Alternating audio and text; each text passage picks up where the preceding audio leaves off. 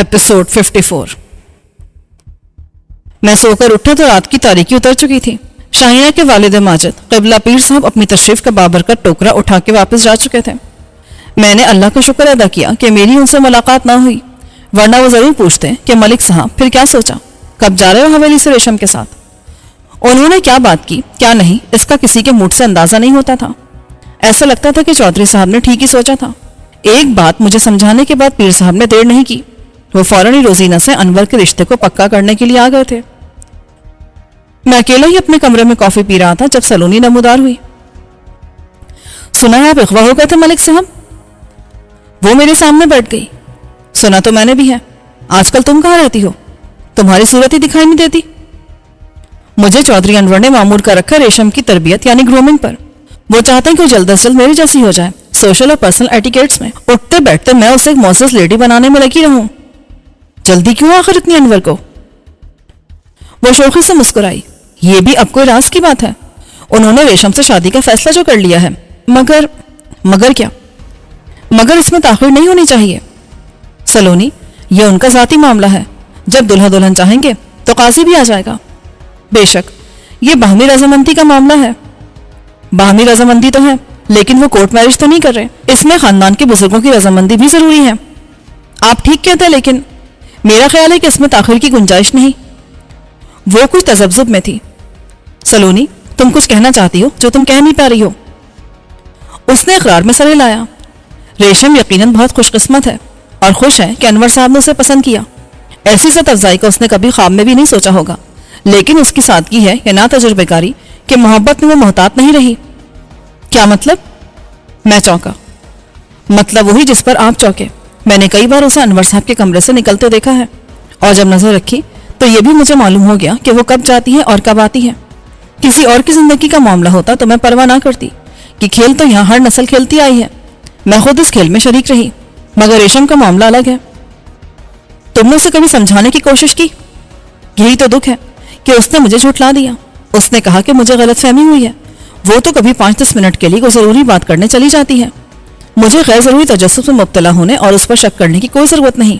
कोई सुनेगा तो खामखा बदनामी होगी। उसने मुझे झूठा कर दिया सर। उसे गैर जरूरी तजस्सुस करार दिया। अब मैं आपको बताऊं कि गुज़िश्ता रात भी वो 12 बजे के करीब गई थी और फिर सुबह 4 बजे वापस अपने कमरे में जाके सो गई।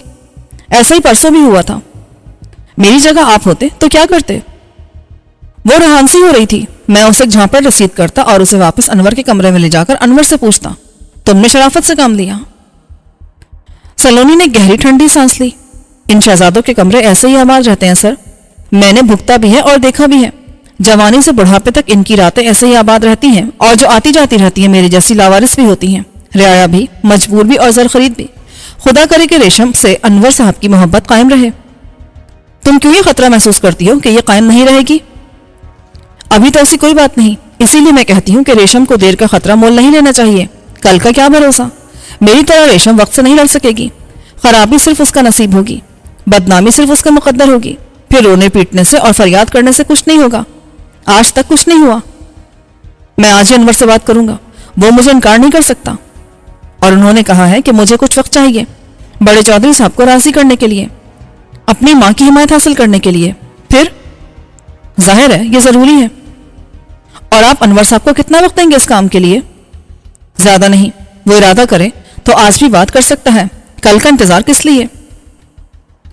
थैंक यू सर, आपने मेरी परेशानी दूर कर दी। हालांकि मुझे कोई जरूरत नहीं रेशम के लिए परेशान होने की। क्या रिश्ता है मेरा उसके साथ? तुमने जज्बात का रिश्ता कायम कर लिया रेशम के साथ, क्योंकि तुम बेहिस और खुदगर्ज नहीं हो। एक सिक्योरिटी गार्ड दरवाजे में नमूदार हुआ।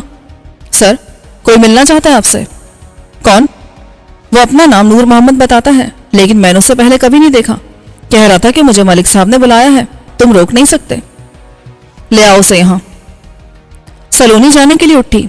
ये नूर मोहम्मद कौन है? है कोई, बाद में बताऊंगा। नूर मोहम्मद अपने गिरदोपेश को बड़े पुरतजस्सुस अंदाज में देखता हुआ नमूदार हुआ। शायद किसी हवेली की वसअत का मुशाहिदा करने का यह पहला तजुर्बा था कि वो हैरान भी था और खुश भी। मेरे इशारे पर वो सलोनी की जगह बैठ गया। आपका घर तो बहुत बड़ा है जी। ये मेरा घर नहीं। तुम बताओ क्या खबर लाए हो? मैंने मामे से पूछा था। कल वो दरगाह शरीफ पर था। وہاں وہ بوٹی پینے جاتا ہے، مگر پتہ نہیں کسی نے کیا پلا دیا تھا، اس کی ڈبی سے میں بھی سگریٹ نکال کے پی لیتا ہوں کبھی کبھی۔ کل ایک سگریٹ لی میں نے تو مجھے اس میں ایک پتلی بتی سی نظر آئی، وہ بھی سگریٹ تھی جو ماں نے خود بنائی تھی اور بعد میں میرے سامنے جلا کے پی۔ وہ ہیروئن والی سگریٹ ہوگی؟ کون سی ہیروئن جی؟ ابھی 2 مہینے پہلے ادھر کسی فلم کی شوٹنگ ہوئی تھی تو ایک ہیروئن آئی تھی، کیا نام تھا اس کا؟ بھول گیا، تھی بڑی خوبصورت، ڈانس بھی کرتی تھی۔ ہاں انجمن۔ میں نے ہنس کر کہا، بے وقوف، میں جس ہیروئن کی بات کر رہا ہوں وہ نشہ ہوتا ہے، سگریٹ میں ڈال کے استعمال کیا جاتا ہے۔ اس نے گھڑے جیسا سر ہلایا۔ ماما تو بالکل پاگل ہو گیا تھا، کہنے لگا گرمی بہت ہے نور محمد، سارے کپڑے اتار کے نہاتا رہا، پھر ایسے ہی گیٹ تک گیا اور مجھ سے پوچھنے لگا کہ آخر کپڑے پہننے کی کیا ضرورت ہے۔ اچانک خیال آیا کہ اس وقت ماما ہوش میں نہیں ہے، کچھ چھپائے گا نہیں۔ میں نے اس سے ساون خان کے بارے میں پوچھا کہ وہ کہاں چلا گیا۔ ماما سے گالیاں بکنے لگا کہ وہ بڑا کمینہ ہے، اسی طرح دھوکہ دیتا ہے مجھے، اس کی وجہ سے جیل جانا پڑا تھا مجھے، خود پکڑا گیا تو مجھے بھی پکڑوا دیا خواہ، جیل کاٹ کے آ جاتا، جیل میں بھی ایسا ہی کرتا تھا اور اس کمہارن کے معاملے میں بھی۔ میں نے پوچھا اب کیا دھوکہ دیا تمہیں؟ تو مامے نے پھر گالیاں دی کہ اس نے کہا تھا کہ فاطمہ کی مجھ سے شادی کر دے گا، 20,000 مانگ رہا تھا، میں نے بڑی مشکل سے 13,000 پورے کیے، ایک بھینس مل گئی تو گاہک نہیں ملتا تھا، پھر جو ملا تو بڑا کمینہ تھا، 50,000 کی بھینس 15 میں لے گیا، کہنے لگا چوری کا مال ہے تو بس یہی قیمت ہوگی۔ میں نے لے لیے، 2 رکھے اپنے پاس اور 13 ساون خان کو دینے گیا تو اس نے انکار کر دیا کہ 20 سے کم ایک پیسہ نہیں لوں گا۔ میں نے منت سماجت کی اور کہا کہ باقی ایک ہفتے میں کر دوں گا، تو بولا کہ شادی بھی ایک ہفتے بعد ہوگی، مگر وہ سور کا بچہ لڑکی اور میرے پیسے دونوں لے کر بھاگ گیا۔ میں نے مایوسی سے کہا یعنی تمہارے مامے کو بھی کچھ نہیں پتا کہ ساون خان کدھر گیا ہے؟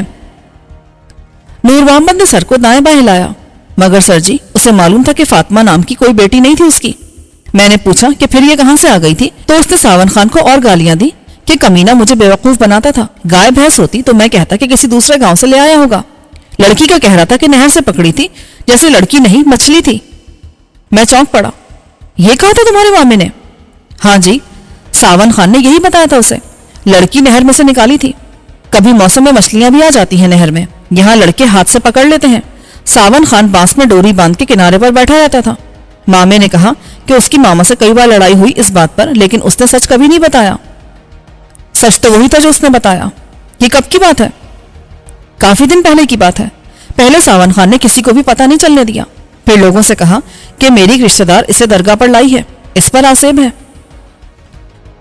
وہ باہر سب سے الگ رہتا تھا، اس سے کوئی ملتا نہیں تھا، لیکن وہ اس کمہارن کے ساتھ فاطمہ کو درگاہ پر لے گیا تھا تو سب نے دیکھا تھا۔ اچھا، وہ کمہارن کہاں ہے اب؟ وہ بھی ساون کے ساتھ ہی نکل گئی۔ ساون خان اتنا بڈھا نہیں تھا، میرے مامے کے مقابلے میں 10 سال زیادہ عمر تھی اس کی، یہ مجھے مامے نے بتایا، لیکن کمہارن اسے زیادہ پسند کرتی تھی۔ وہ کوئی اچھی عورت تو نہیں ہے؟ میں تشویش میں مبتلا ہو گیا۔ اس نے تائید میں گردن ہلا دی، لوگ ایسے ہی سمجھتے ہیں۔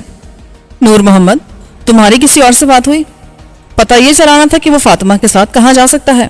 تم نے کہا تھا کہ گاؤں میں اس کے رشتہ دار ہیں جو اس سے ملنا پسند نہیں کرتے، اس کا ایک رشتے کا چاچا ہے، اس سے پوچھا تھا میں نے، وہ گرم ہو گیا کہ میرا اس سے کوئی تعلق نہیں، الٹا مجھ سے پوچھنے لگا کہ وہ میرا کیا لگتا ہے۔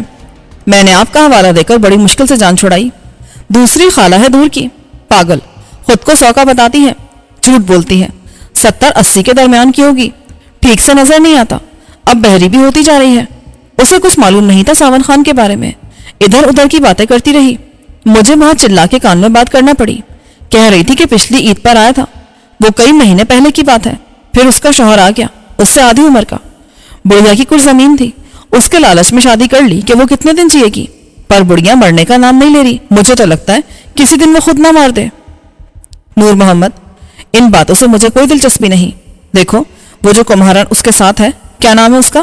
نکی، ہاں وہ بدکردار عورت ہے، اس کے صرف تمہارے ماما شیدے پاپی اور ساون خان سے مراسل نہیں ہوں گے، اور بھی اس کے بہت سے چاہنے والے ہوں گے، وہ ساون کے ساتھ نکلی ہے تو اس کا پہلے سے پروگرام ہوگا، ہو سکتا ہے اس نے کسی سے ذکر بھی کیا ہو، عورت کے لیے راز کو راز رکھنا مشکل ہوتا ہے، وہ دونوں جرم کر کے نہیں بھاگے، ان کے درمیان کوئی بات ہوئی ہوگی کہ کہاں جائیں گے اور کیا کریں گے، اگر تم نکی کی کسی جاننے والی سے پوچھو جس کے ساتھ اس کا ملنا ہو تو شاید کوئی کام کی بات معلوم ہو جائے، پتہ چل جائے کہ وہ کدھر گئے ہیں۔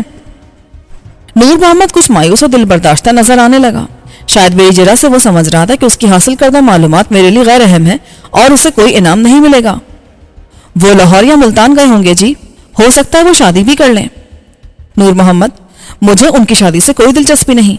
اندازہ میں بھی کر سکتا ہوں کہ یہی دونوں شہر قریب ہیں جہاں وہ جا سکتے ہیں، لیکن ٹرین میں بیٹھ کے کوئی بھی کراچی جا سکتا ہے. مجھے فکر ہے فاطمہ کی. نکی ایک بد کردار عورت ہے اور ساون خان بھی جرائم پیشہ ہے. یہ نہ ہو کہ وہ فاطمہ کو پیسے کے لالچ میں بیچ ڈالیں. وہ خوبصورت لڑکی ہے اور اسے اچھے برے کی ابھی تمیز بھی نہیں. وہ کسی سے بھی بھاری رقم ایٹ کے فاطمہ کی اس سے شادی کر سکتے ہیں. نور محمد اٹھ کھڑا ہوا. میں معلوم کرنے کی کوشش کروں گا. مجھے یقین ہے کہ تم معلوم کر لو گے. میں نے جیب میں سے کچھ نوٹ نکالے جو 2000 سے اوپر رقم تھی. یہ تمہارا انعام. تم نے بڑی دلچسپی اور ذمہ داری کا مظاہرہ کیا. کوشش کرتے رہو. اگلی بار دگنی رقم ملے گی اگر کام کی بات معلوم کر کے آئے. چائے پیو گے؟ اس نے للچائی ہوئی آنکھوں کے ساتھ رقم جیب میں ڈالی اور نفی میں سر ہلا دیا. اس کے لیے یہ بہت بڑی دولت تھی.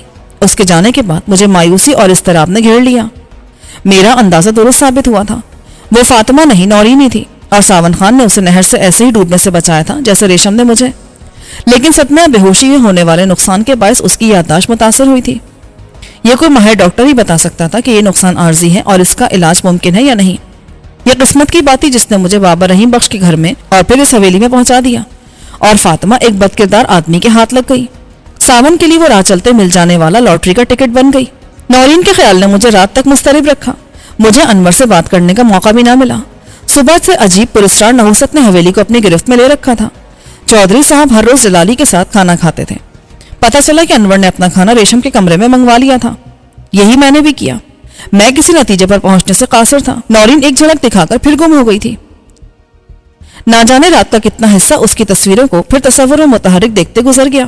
پھر نامعلوم نیند نے کب رحم کھا کے مجھے اپنی مہربان آغوش میں لے لیا. خلاف معمول میں دن چڑھے تک سوتا رہا. میں جاگا بھی اس وقت جب سلونی نے دروازے پر دستک دی اور اندر آ گئی. اٹھیے، کب تک سوئے پڑے رہیں گے؟ کل رات نیند بہت دیر سے آئی.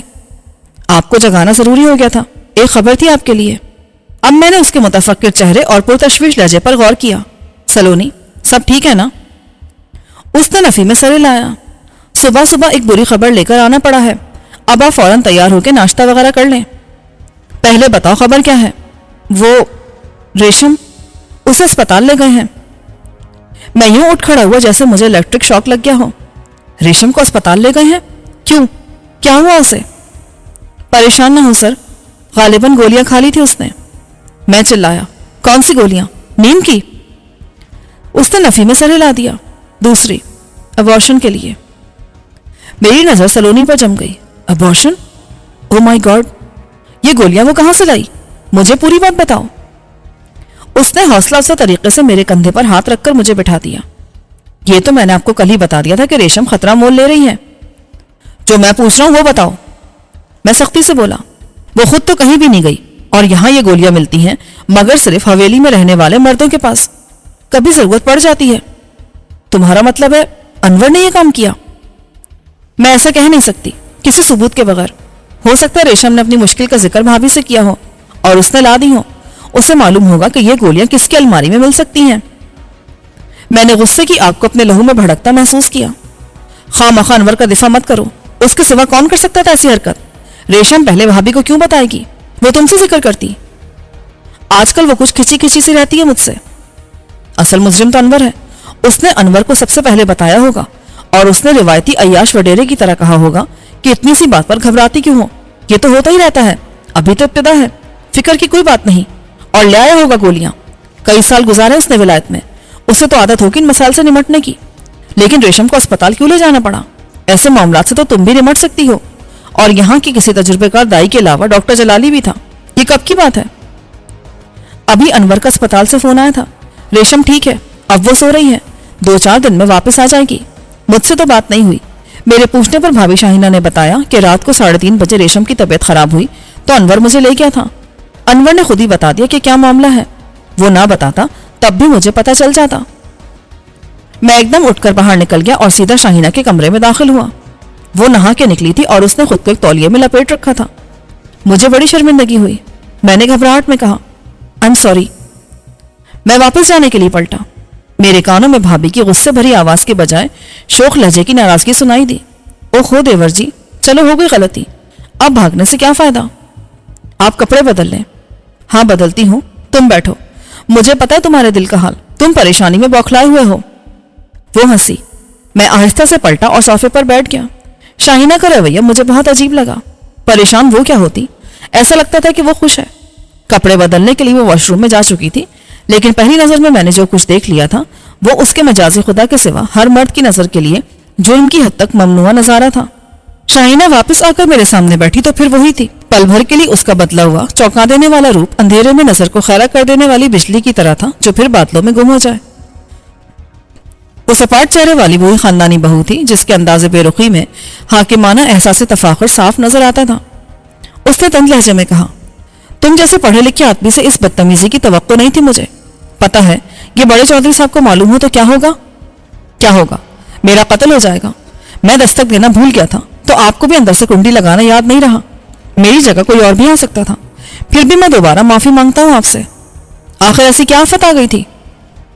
پہلے میں دروازہ کھول دوں تاکہ بند دروازے کے پیچھے کی ملاقات پر کسی کو اعتراض نہ ہو. ریشم کو کیا ہوا تھا؟ وہی جو حویلی میں ہوتا رہتا ہے، بد کردار کمزاد لڑکیوں کے ساتھ. میں برہمی سے بولا، ریشم بد کردار نہیں تھی. اچھا، تو پھر یہ سب کیسے ہو گیا؟ اتنا اعلیٰ کردار تھا اس کا تو وہ کیوں اٹھ کر جاتی رہی تھی رات کو انور کے کمرے میں؟ انور خود تو نہیں گیا تھا کبھی اس کے پاس، اور نہ وہ اسے اٹھا کر لے جاتا رہا تھا. بھابی، وہ نا تجربے کار جذباتی لڑکی بے وقوف بھی ہے. بھابی چمک کر بولی، بے وقوف ہرگز نہیں ہے وہ تو حد سے زیادہ چالاک اور بے شرم ہے. اس نے پھانسا انور کو اور پھر وہی حربہ استعمال کیا جو ہر کم حیثیت لڑکی کسی مرد کو بلیک میل کرنے کے لیے استعمال کرتی ہے.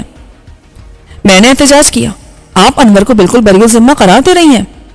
انور کی بات مت کرو، وہ مرد ہے. کسی کمزاد لڑکی نے آج تک ہمت نہیں کی کہ بچے کے نام پر کسی کو بلیک میل کر سکے، مگر وہ موری کی اینٹ چوبارے چڑھنے کے خواب دیکھ رہی تھی. شادی کرنا چاہتی تھی انور سے. شادی کا اصرار انور کی طرف سے تھا. بھابی تلخی سے ہنسی. ہاں، کہ ریشم کہتی ہوگی نا. پوچھنا اپنے دوست سے کہ کیا وہ واقعی روزینہ جیسی خاندانی لڑکی پر ریشم کو ترجیح دے سکتا ہے. مجھ پر ایک بجلی سی گری. انور شادی کرے گا روزینہ سے؟ اور کس سے کرے گا؟ اس میں شک کی کون سی بات ہے؟ یہ رشتہ تو طے تھا اور ہے. یہ اکلخ ساری بات میری سمجھ میں آ گئی. ریشم نے یہ قدم کیوں اٹھایا تھا؟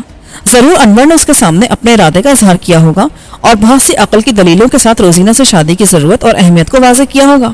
شاید اس نے کہا ہوگا کہ محبت تو وہ ریشم سے ہی کرتا ہے اور کرتا رہے گا. روزینہ ایک ضرورت ہے اور بہت سے مسائل کا حل. اس شادی سے کتنے جھگڑے ختم ہوتے ہیں اور سب کا مستقبل کتنا محفوظ ہوتا ہے. مستقبل سب کا سوائے ریشم کے، جو بڑے غرور میں تھی کہ اس نے روزینہ کو شکست دے دی ہے. اب میں انور کو جانتا تھا، اس انور کو نہیں جو مجھے قید خانے میں ملا تھا اور باہر ساری دنیا گھوم کے اور تعمیرات میں ڈگری لے کر آیا تھا. میں اس انور کو جانتا تھا جس کی رگوں میں صدیوں سے اپنے جاگیردار، مغرور اور خود پرست خاندان کا خون تھا. اچانک مجھے خیال آیا، بھابی، ریشم نے اپنی جان لینے کی کوشش تو نہیں کی تھی؟ کاش وہ اتنی غیرت مند ہوتی.